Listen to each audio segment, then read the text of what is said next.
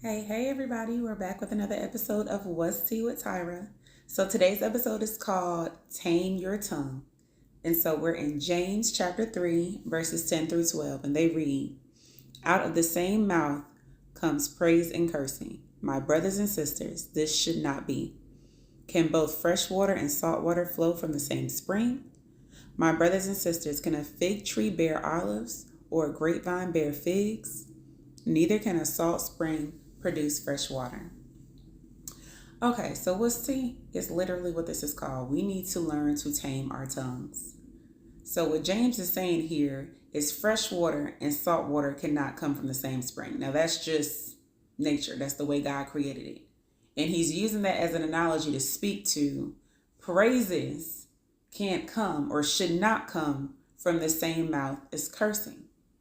Now, again, this applies to Christians. So if you're not a Christian, you don't believe in Jesus, do what you got to do. But if you call yourself a Christian, if you call yourself a follower of Jesus Christ, we are held to a certain standard.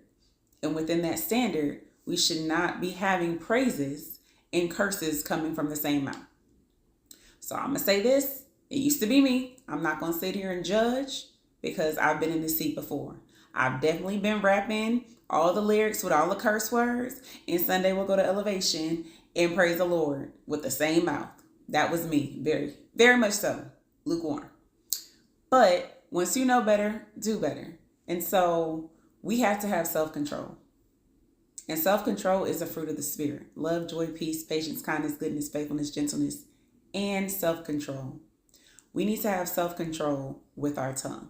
We need to be mindful of the words that we're using. So just because someone is being disrespectful to you, coming at you a certain way, that does not mean you need to respond the same way.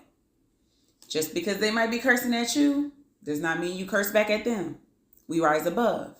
We're called to love our neighbors as we love ourselves. That's the word, that's the book, that's what we're called to do as followers of Christ.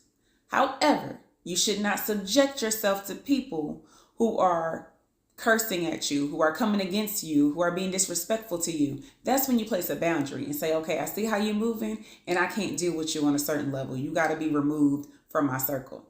That's not disrespectful. The best way to love that person is to keep some space. But we are still called to tame our tongues. We cannot be cursing. We cannot be keeping that same energy. We cannot be moving like people of the world. Just because it's normal does not mean it's right. I'm going to say that again. Just because it's normal does not mean it's right. So just because something has become normalized around you does not mean that's the right way to go.